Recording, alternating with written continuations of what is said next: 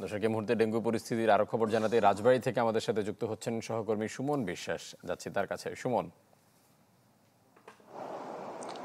Faruk, রাজবাড়ীর dengue পরিস্থিতি শহর থেকে গ্রামে কিন্তু আক্রান্তের সংখ্যা বেশি এবং আমরা যেটি দেখছি যে গত এই 14 দিনে পাংশা উপজেলাতে কিন্তু ডেঙ্গু রোগে আক্রান্ত হয়েছে 15 জন এবং মে মাস থেকে এই আগস্টের 14 তারিখ পর্যন্ত পাংশা উপজেলাতে মোট আক্রান্তের সংখ্যা 42 জন। পাশাপাশি বালিয়াকান্দি উপজেলাতে আক্রান্ত হয়েছে এই মে মাস থেকে আগস্টের 14 তারিখ পর্যন্ত 31 জন।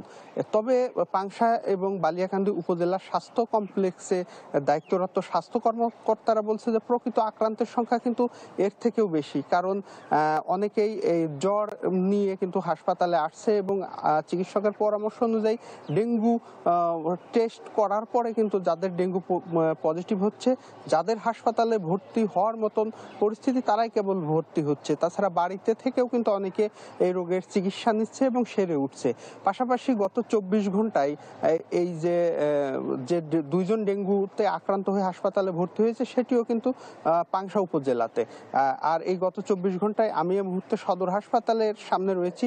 সদর হাসপাতালে কিন্তু কোনো ডেঙ্গু রোগী নেই এবং গত 11 আগস্টের পর থেকে ডেঙ্গু আক্রান্ত হয়ে কিন্তু রাজবাড়ী সদর হাসপাতালে কেউ ভর্তিও হয়নি। আমরা আসলে জানার চেষ্টা করেছিলাম স্বাস্থ্য বিভাগের কাছে যে গ্রামের মানুষ এভাবে ডেঙ্গু আক্রান্ত হওয়ার কারণটা কি। তারা যেটি বলছে যে এই যে ডেঙ্গুর যে পরিস্থিতি বর্তমানে সারা দেশেই এবং প্রতিদিনই বৃষ্টি হচ্ছে, ডেঙ্গুর যে বাহক অ্যাডিস মশা সেটি কিন্তু এখন বংশবৃদ্ধির একটি উপযুক্ত সময়, কিন্তু গ্রামের মানুষ হয়তোবা এই বিষয়টি নিয়ে তেমন একটা সচেতন না।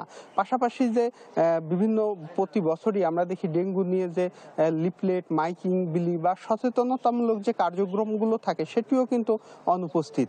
এসব কারণে হয়তো গ্রামের মানুষ সচেতন না হওয়ার কারণেই তারা আক্রান্ত হচ্ছে এবং এই যে আক্রান্ত এটি যদি প্রতিরোধ করা না যায় তাহলে কিন্তু সেটি কিন্তু সামনের দিনগুলোতে ভয়াবহ পরিস্থিতির রূপ নিতে পারে। আরেকটি বিষয়, রাজবাড়ীতে ডেঙ্গু আক্রান্ত হয়ে পর্যন্ত 1 জন মৃত্যুবরণ করেছে, সেটিও কিন্তু বালিয়াকান্দি উপজেলাতে।